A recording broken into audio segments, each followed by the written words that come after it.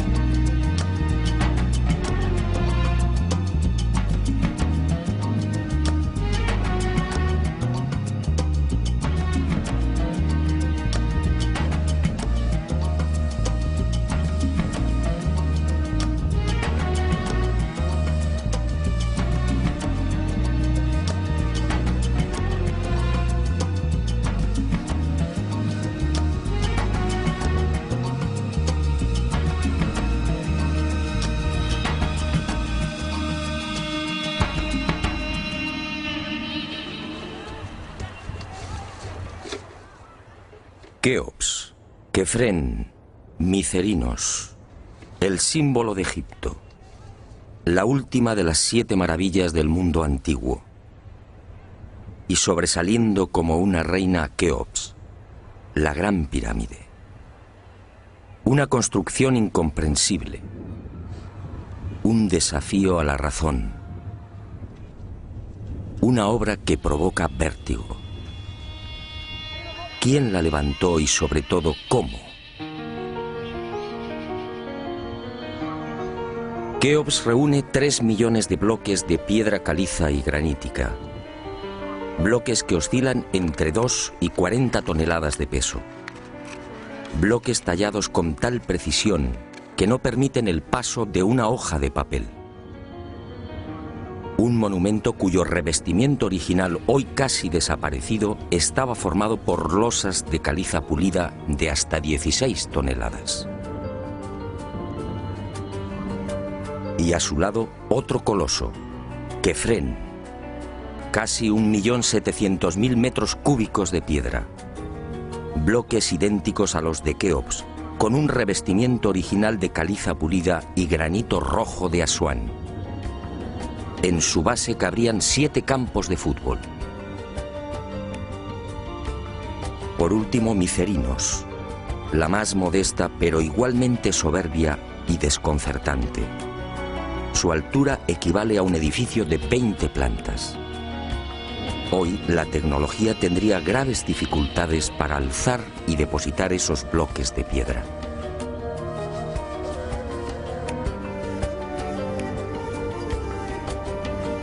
A la vista de estas mareantes cifras, el mundo se pregunta, ¿cómo lo hicieron?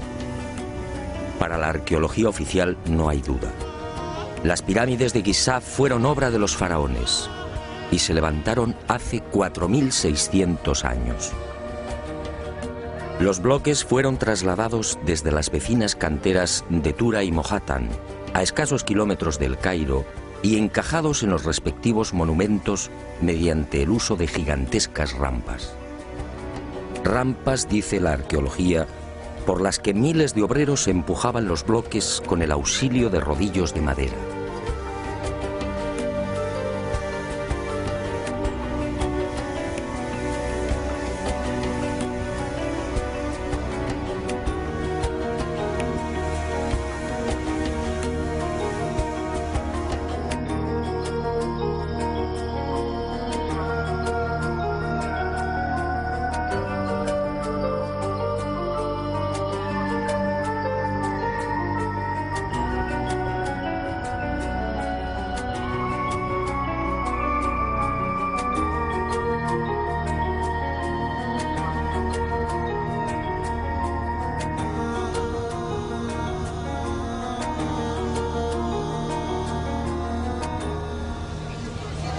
Pero la célebre teoría de las rampas, divulgada en el siglo XX por el arqueólogo alemán Ludwig Borchardt, no termina de convencer a cuantos hemos tenido el privilegio de pisar la meseta de Giza y contemplar estos 3 millones de bloques.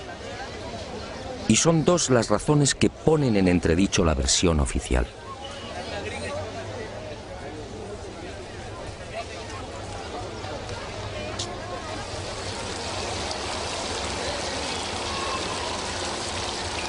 Según los arqueólogos, la Gran Pirámide fue construida por Keops, el faraón que reinó entre los años 2590 y 2567 a.C. Basta un sencillo cálculo para comprobar que en esos 23 años de reinado, los trabajadores tuvieron que mover y elevar hasta las correspondientes hiladas un total de 357 bloques por día. 357 moles de piedra con pesos que oscilan entre 2.000 y 40.000 kilos. 357 gigantescos sillares en 12 horas. Es decir, un bloque cada 2 minutos. Por mucha mano de obra que pudiera reunir Keops, la empresa en cuestión resulta más que dudosa. Y no solo por el arduo problema de organización, sino sobre todo por las evidentes dificultades técnicas a la hora de izar y encajar estos monstruos de caliza, granito y mármol. Los arqueólogos más conservadores se defienden escudándose en lo escrito por Heródoto en el siglo V a.C. Según el padre de la historia, los bloques eran levantados de grada en grada con el concurso de una serie de máquinas formadas por maderos cortos. Esto, al parecer, fue lo que le contaron los sacerdotes durante su visita a Egipto. Pero la narración del escritor griego no constituye un punto de partida sólido y fiable. En el 450 a.C., cuando Heródoto recorre el Nilo, habían transcurrido 2000 años desde la supuesta construcción de la Gran Pirámide por Keops.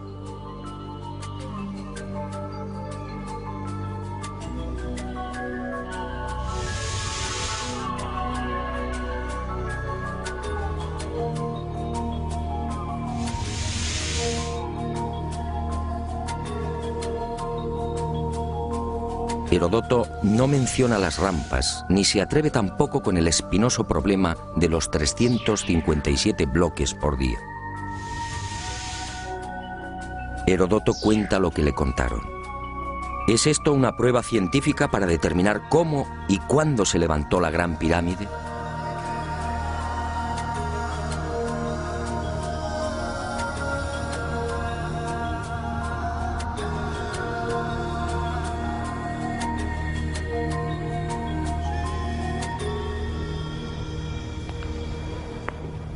Pero existe una segunda razón de mayor calado que hace dudar de lo establecido por la arqueología.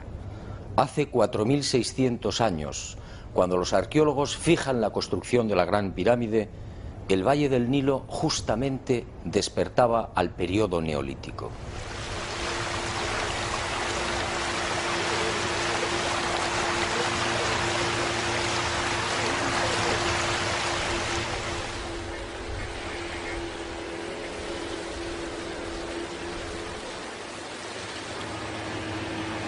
En otras palabras, tanto en el sur, en el Alto Egipto, como en las regiones del Fayum y del Delta Occidental, los habitantes malvivían en chozas de juncos y adobe. Se hallaban todavía en la Edad de Piedra, con un precario desarrollo agrícola y un incipiente pastoreo. Sus herramientas eran groseras, basadas principalmente en la industria lítica. Sería 3 siglos después, hacia el 2300 a.C., cuando estos pueblos entrarían en la Edad del Bronce. Y surge la primera gran contradicción. Si Egipto cambia la piedra por el bronce en el 2300 a.C.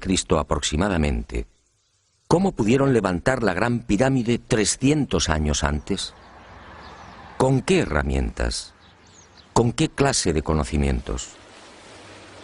¿Cómo explicar semejante salto cualitativo?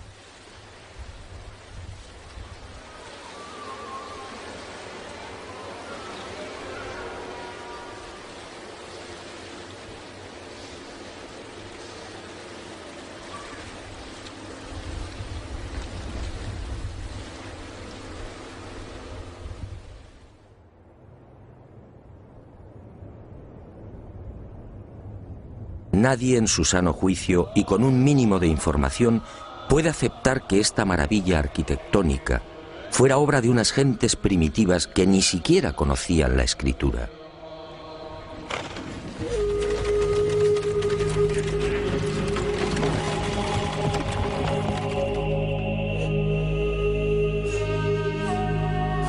El testimonio de Heródoto, en efecto, deja mucho que desear. Hoy cualquier arquitecto o ingeniero comprende de inmediato las graves dificultades técnicas que debieron superar los constructores de la Gran Pirámide. Las cámaras, galerías y los mal llamados conductos de ventilación exigen unos profundos conocimientos matemáticos y arquitectónicos.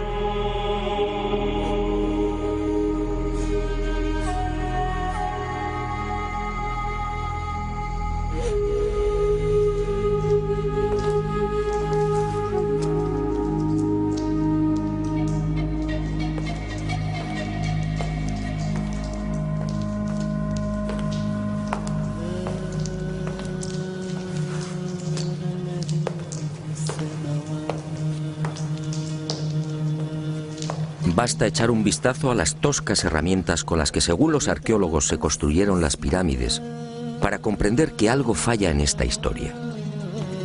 Unas herramientas, además, que no existían hace 4600 años. Es que estos mazos, niveles, bolas de dolerita, escuadras, trineos de madera y regletas sirvieron para establecer las asombrosas proporciones de la Gran Pirámide. ¿Cómo explicar, por ejemplo, que la desviación de la orientación norte-sur de sus caras no supere los 3 minutos 20 segundos hacia el oeste? ¿Cómo explicar la increíble perfección de la angulación de los bloques de revestimiento? Hoy solo podríamos alcanzarla con instrumentos ópticos. ¿Cómo entender que hace 4600 años aquellos pueblos neolíticos dispusieran ya de una medida tan perfecta como el codo? Como es sabido, solo en la era espacial se ha podido comprobar que el metro estaba mal medido. Su longitud en realidad es algo más de lo que siempre habíamos creído. El metro exacto tiene una longitud de 1.047. Pues bien, 2 codos egipcios equivalían exactamente a 1.047. El metro de la era espacial. ¿Cómo lo lograron? Pero las dudas y contradicciones no terminan ahí. Hasta el día de hoy nadie ha logrado explicar satisfactoriamente el sistema de iluminación utilizado a la hora de construir las pirámides. Las tradicionales antorchas no sirven. No hay restos de hollín en techos o paredes. En cuanto a la fórmula de los espejos, reflejando la luz solar hasta lo más profundo, tampoco resiste un análisis medianamente serio. El movimiento del Sol obligaría a los constructores a una penosa labor de permanente rectificación. Esa luz sería útil como mucho para las salas y galerías más próximas a la entrada.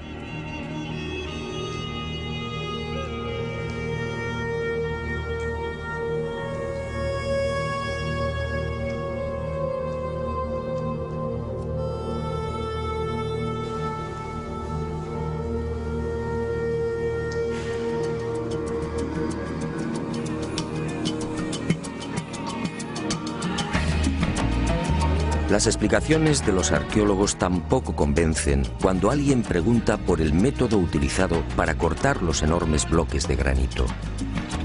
¿Herramientas de cobre? Eso sería como intentar cortar una mesa de mármol con unas tijeras.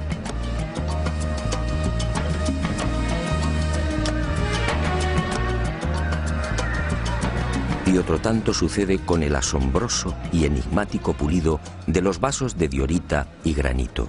¿Qué clase de taladro utilizaban para que la cara interior ofrezca el mismo pulido que la exterior? ¿Cómo lo lograban si por las bocas de estos panzudos vasos no cabe siquiera la mano de un niño? Y otro detalle estremecedor. Al examinar el pulido de estos vasos y platos, los expertos han comprobado que a cada vuelta la presión ejercida era 500 veces mayor que la obtenida en la actualidad con los poderosos taladros de punta de diamante artificial. Y de nuevo la gran interrogante. Si muchos de estos vasos han sido fechados en el 2600 a.C., ¿quién los fabricó? ¿El hombre de la Edad de Piedra? Evidentemente no.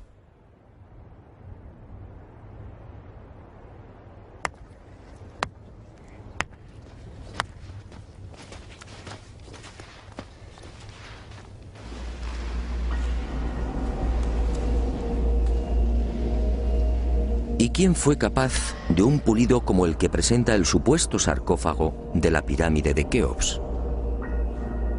El acabado en el bloque de granito resulta imposible para un hombre del Neolítico. Mientras las esquinas aparecen absolutamente cuadradas, el índice de imperfección de la superficie del sarcófago no llega a 2/10 de pulgada.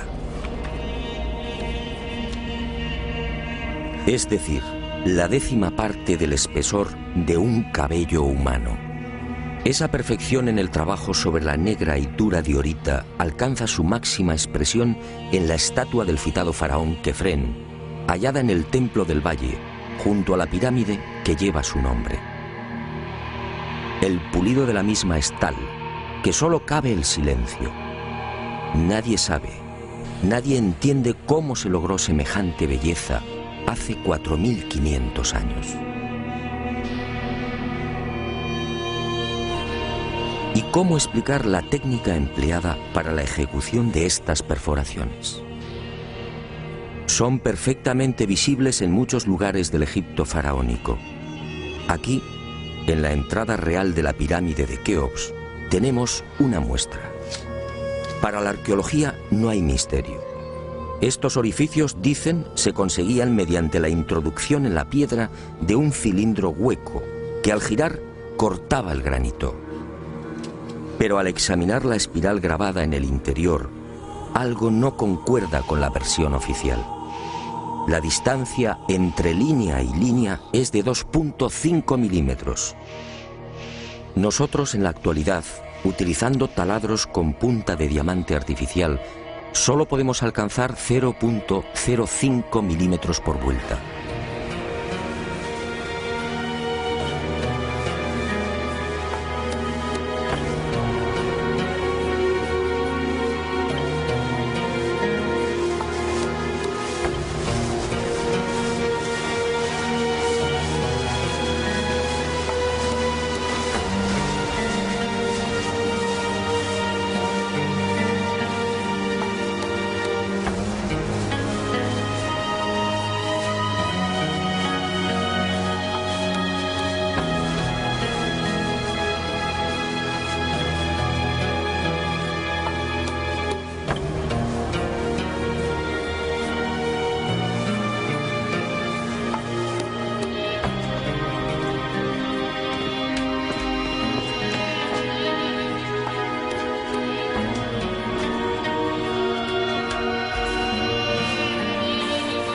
cómo desarrollaban aquellos primitivos egipcios semejante presión y fuerza con un simple cilindro hueco.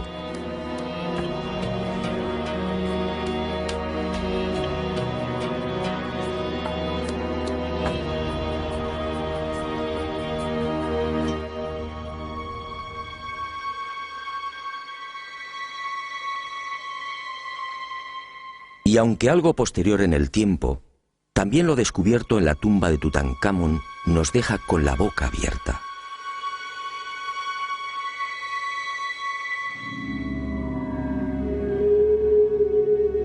Cuchillos inoxidables, sandalias y manoplas de oro, una cama ergonómica, una cama con la parte de los pies más elevada, favoreciendo así la circulación sanguínea. ¿Cómo es posible hace 3.333 años? ¿De quién lo aprendieron?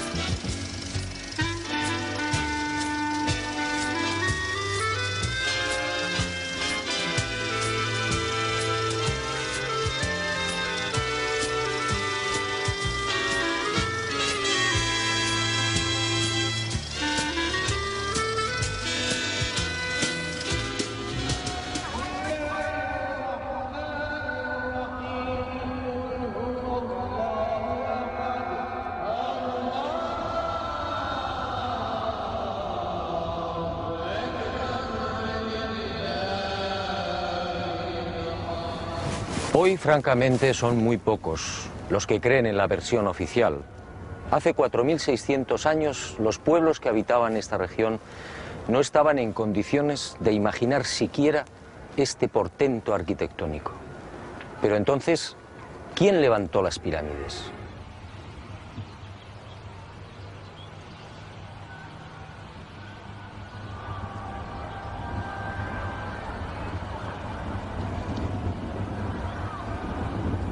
Una primera pista aparece en esta estela de piedra. Una estela depositada en la sala 42 del Museo del Cairo y que muy pocos turistas se detienen a contemplar. La arqueología la denomina la estela del inventario.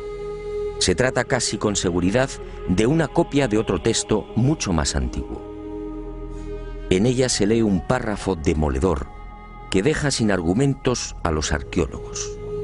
Dice así: el faraón Keops fundó la casa de Isis, señora de la pirámide, detrás de la casa de la Esfinge.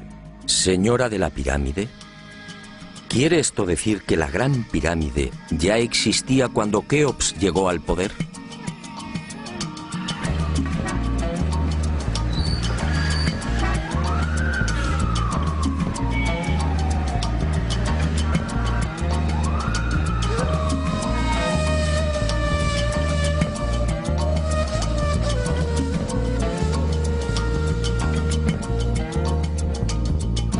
La segunda pista, mucho más espectacular, se encuentra a casi 3.000 kilómetros del Cairo. Y hacia allí nos dirigimos.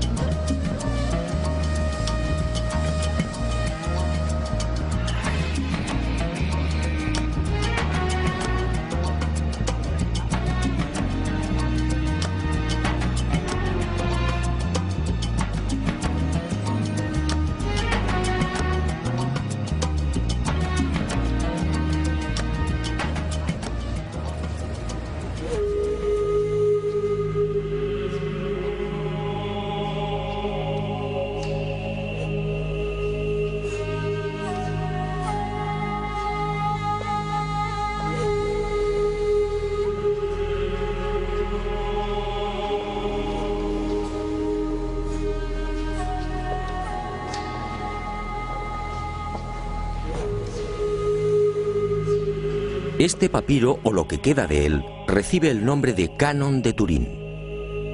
Fue descubierto en 1822 por el viajero italiano Bernardino Drobetti en la antigua ciudad egipcia de Tebas.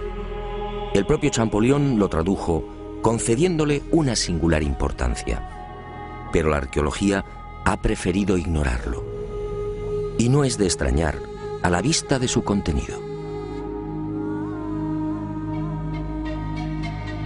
Esta escritura hierática procede de la época del no menos célebre Ramsés II, entre los años 1290 y 1224 a.C.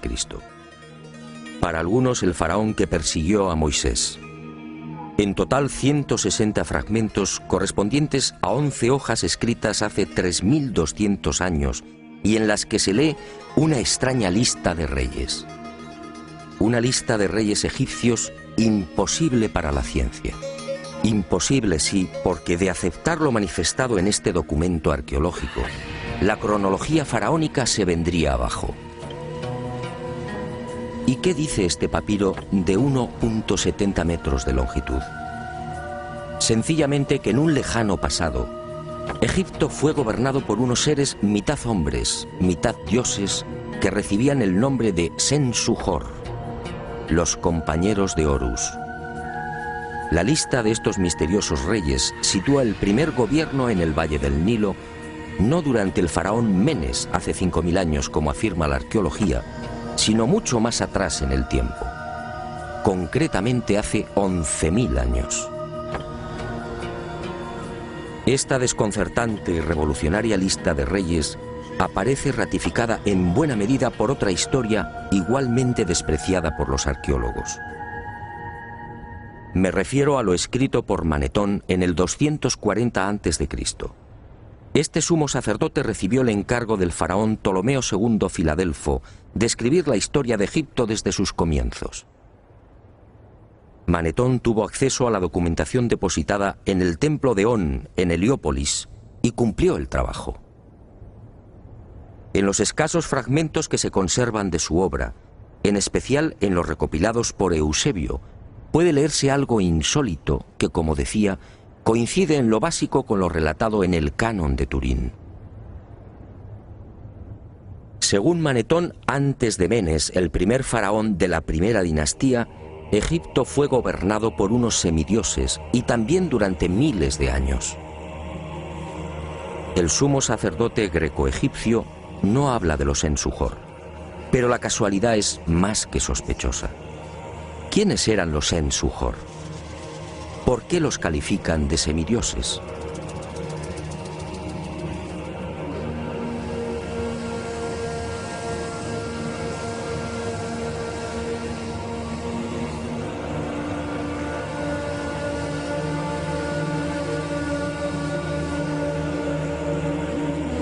Para los arqueólogos más conservadores, los Ensuhor y la información suministrada por Manetón son pura fantasía. Y aparentemente tienen razón. Si Egipto fue gobernado hace 11.000 años, ¿dónde están las pruebas y los vestigios arqueológicos que deberían delatar a esas culturas? ¿O están ahí? ¿No será que la arqueología no los quiere ver?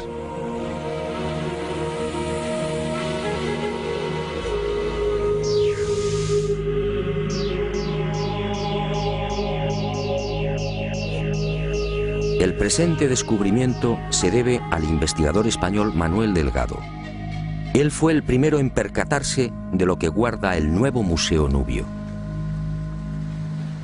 Todo un hallazgo que ofrecemos en primicia y que una vez más nos hace dudar de la cronología oficial. Este huevo de avestruz fue descubierto en la tumba 96 del cementerio 102 en Nubia por el arqueólogo inglés Cecil Malaby Firth. El hallazgo tuvo lugar en 1907, pero dada su naturaleza, fue silenciado. Alguien dibujó sobre él y lo depositó junto al cadáver. Evidentemente se trataba de un objeto muy querido por el difunto. En una de las superficies pueden apreciarse los dibujos de un avestruz y algunas plantas. En la opuesta, oh sorpresa, otra escena imposible: el curso del río Nilo y las siluetas de unas construcciones muy familiares. Las 3 pirámides de la meseta de Giza. El hallazgo de este huevo de avestruz no tendría mayor importancia, de no ser por un pequeño gran detalle. Según los investigadores, los restos humanos de la citada tumba 96 se remontan a la cultura Nagada I, es decir, alrededor de 7000 años. 7000 años. Algo en efecto no cuadra. Si la arqueología afirma que las pirámides de Giza fueron levantadas hace 4600 años, ¿cómo es que aparecen dibujadas en una sepultura de hace 7000? Pero las pruebas que apuntan a un pasado mucho más remoto de lo que pretende la egiptología no terminan ahí. En 1991 volvió a encenderse la polémica. Esta vez el protagonista fue Abu el-Hol, el padre del terror, nombre dado por los naturales de la región a la mítica esfinge.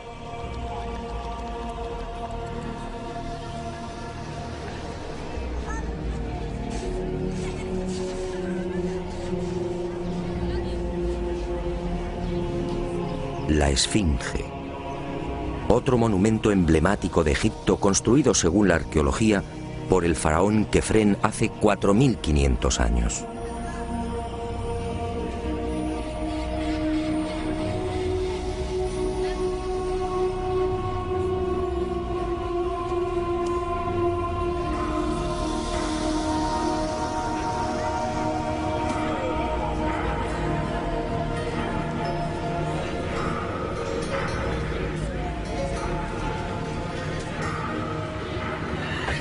Lo que hoy podemos contemplar tiene escasa relación con la estampa original.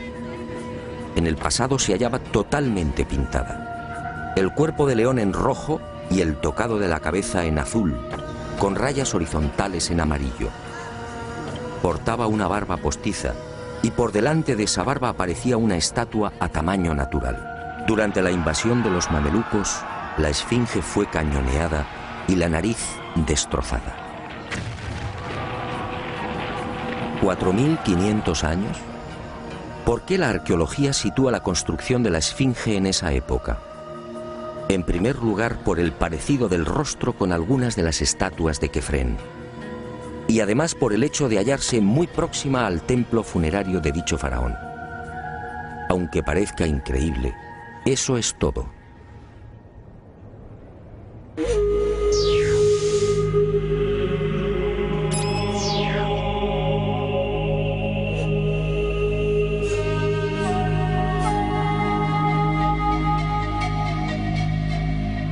Y en 1991, como decía, los arqueólogos fueron arrinconados de nuevo contra las cuerdas.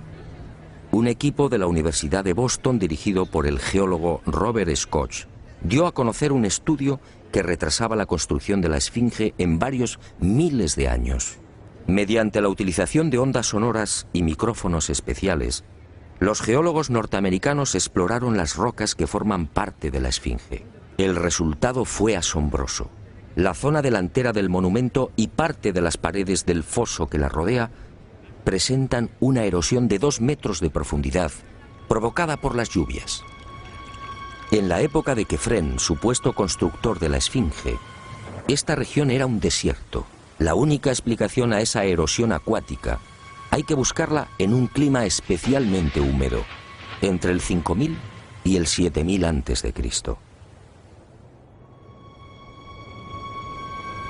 Casi mágicamente hemos llegado a un punto que ya fue contemplado en uno de los anteriores capítulos de este planeta encantado. ¿Recuerda?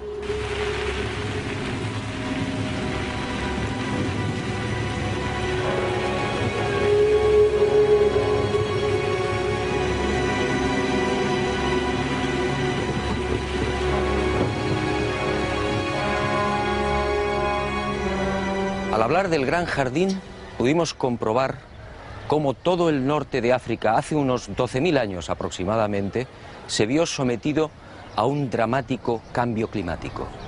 En otras palabras, la Universidad de Boston acertó.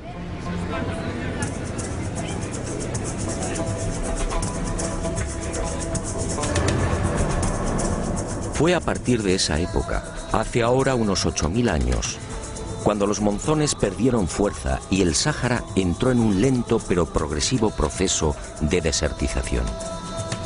Y fue justamente hace 4500 años, cuando la arqueología fija el momento de la construcción de la Esfinge, cuando estas tierras fueron definitivamente abandonadas por las lluvias. Kefren, por tanto, no pudo levantar la Esfinge. Como mucho, quizá la restauró. El padre del terror estaba aquí desde mucho antes. La huella de las torrenciales lluvias registradas en el llamado Gran Húmedo Holocénico es incuestionable. Y algo similar vino a suceder con el investigador Robert Bauval. 20 años antes, este ingeniero egipcio se atrevió a difundir una hipótesis que conmocionó a los seguidores y amantes del Egipto faraónico. Para Bauval, las pirámides de Giza no son construcciones aisladas. Las tres forman parte de un plan unificado minuciosamente diseñado. Y para irritación de los arqueólogos más conservadores, formuló una teoría que volvía a poner en tela de juicio la ya desacreditada cronología oficial. La tesis de Bauval es conocida como la correlación de Orión, es decir, el asombroso parecido en la disposición de Keos, Kefren y Micerinos respecto a las tres estrellas que forman el cinturón de Orión.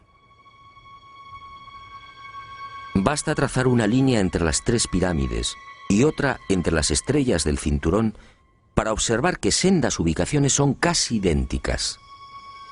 Casi idénticas, sí, pero no iguales. El ángulo de las pirámides es de 172 grados y el de las estrellas de Orión en la actualidad de 181. Bauval se percató de esta pequeña diferencia y tuvo una genial intuición. Con la ayuda de las computadoras retrocedió en la historia y descubrió que la alineación de las estrellas del cinturón de Orión coincidía con la de las pirámides hace 12.500 años. ¿No son demasiadas coincidencias? Por un lado, la geología demuestra que la Esfinge tuvo que ser construida en pleno Gran Húmedo, es decir, hace más de 9.000 años. Por otro, el papiro de Turín y Manetón aseguran que unos semidioses gobernaron el valle del Nilo hace 11.000 o 12.000 años. Quizá más. También el huevo de avestruz hallado en la tumba 96 en Nubia nos dice que las pirámides existían ya hace 7.000 años. Y la tesis de Bauval pone punto final, insistiendo de nuevo en esa misteriosa fecha. 12.500 años.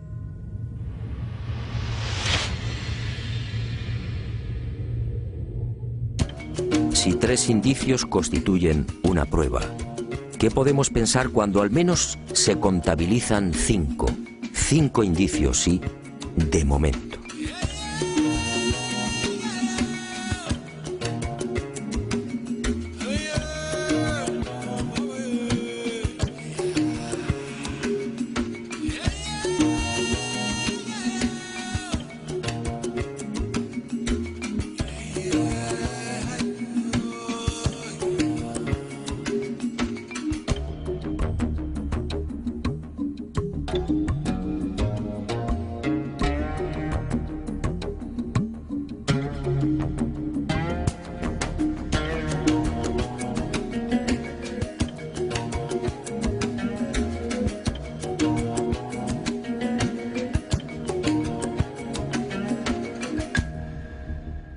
No, las pruebas que contradicen la versión de la arqueología oficial no han concluido.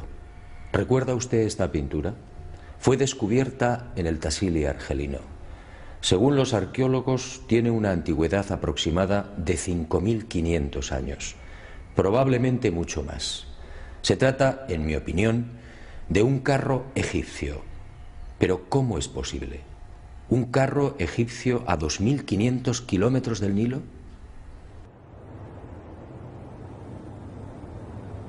¿Un carro egipcio antes de que existiera Egipto? Si la arqueología dice que el primer faraón de la primera dinastía empezó a reinar 4.920 años antes del presente, ¿cómo explicamos esta pintura, datada mucho antes? No fue la única. En mis investigaciones por el Sáhara pude descubrir cientos de ellas. En 1982, una síntesis de los trabajos de Henry Lott sacaba a la luz un total de 600 carros pintados o grabados. A estos hay que sumar otros 400, distribuidos por Mauritania, Marruecos, Argelia, Libia, Mali y Níger. Más de 1000 carros pintados o grabados a 2000, 3000 y 5000 kilómetros del Nilo. ¡Qué extraño! Carros y conductores típicamente egipcios. Perfiles, tocados y vestiduras son elocuentes. Carros y personajes egipcios en el corazón del Sáhara. Cuando interrogué a los arqueólogos, la mayoría se encogió de hombros. A decir verdad, estas pinturas no son cómodas. Algunas han sido fechadas en una época en la que, según la arqueología, carros y caballos no habían hecho acto de presencia en Egipto. Otras, como las del Tassili o el Fesán libio, son mucho más escandalosas. Los análisis de las sustancias orgánicas contenidas en los pigmentos han sido desconcertantes. 6000, 8000 y hasta 9000 años de antigüedad. ¿Carros y conductores egipcios hace 9000 años? Y casi sin querer, a la vista de estos documentos pictóricos, la memoria vuelve a poner en pie los hallazgos de la Universidad de Boston, el papiro de Turín, la historia narrada por Manetón, las pirámides pintadas en el huevo de avestruz o el descubrimiento de Bubal. Naturalmente, para la arqueología, estas pinturas y grabados no tienen sentido. El caballo y los carros, dicen, entraron en Egipto hacia el 1700 a.C. y lo hicieron con la invasión de los Hicsos, un pueblo procedente de la Alta Siria que gobernó la mitad oriental del delta. Nuevo y grave error de la arqueología. El caballo y los carros, como demuestran estas pinturas y grabados, ya existían en el Sáhara mucho antes de la XIII dinastía. Otra cuestión es que no quieran reconocerlo, y es comprensible. Si los egipcios y su cultura proceden del Sáhara, ¿en qué queda la supuesta hegemonía del Egipto faraónico?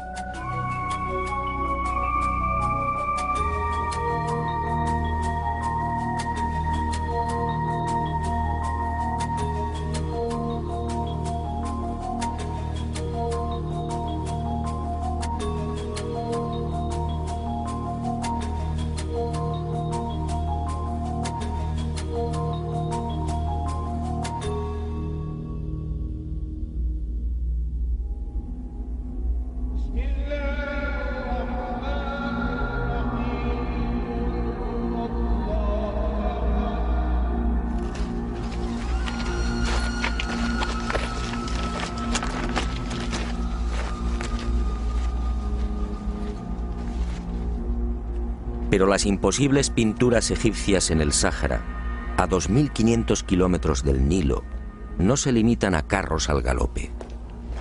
Otras, para desconcierto e irritación de la arqueología, presentan escenas muy diferentes. Ofrendas. Personajes adornados con el ureus, la serpiente sagrada sobre las cabezas. Barcas igualmente egipcias. Vestimentas similares a las que lucen faraones y sacerdotes. Individuos de perfil al más puro estilo egipcio. Pinturas todas ellas muy anteriores al Egipto faraónico.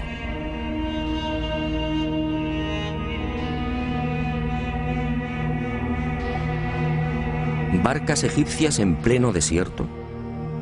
Si estas pinturas, como aseguran los confusos y confundidos arqueólogos, fueran tan solo el testimonio de la influencia de la 18 dinastía en esta remota parte del Sáhara, ¿cuál sería el sentido de las mismas?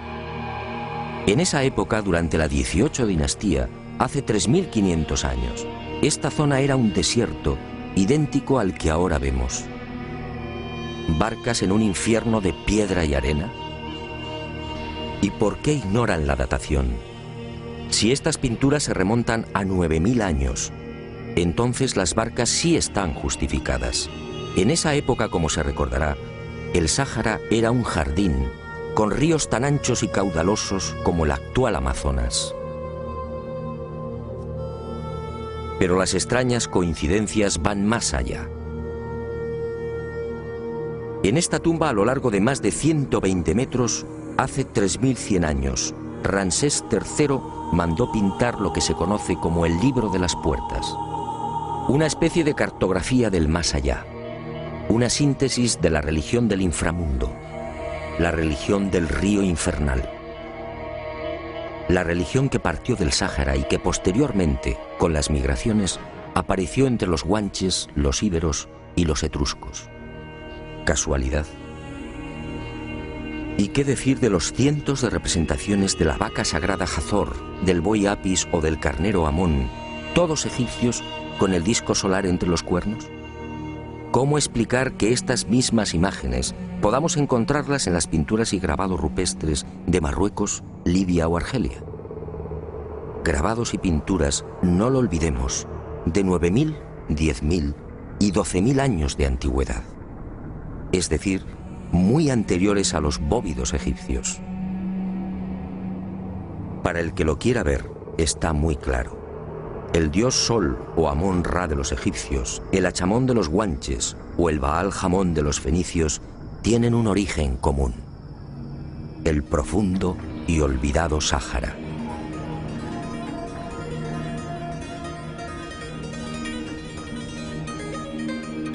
Puede que Herodoto y Diodoro de Sicilia tuvieran razón. Egipto, el Egipto faraónico, fue obra de los dioses.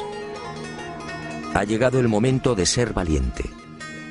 Para mí, hace 9.000 o 10.000 años, quizá más, alguien no humano descendió en el gran jardín, en el Sáhara Azul, y puso en marcha una gran cultura. Una civilización intuida en una lengua, una religión y unas costumbres comunes.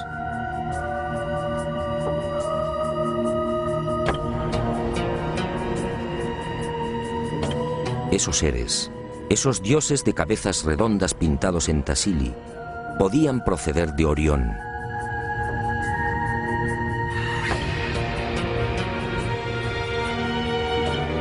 Y ellos, o sus descendientes, levantaron estas magníficas e imposibles construcciones.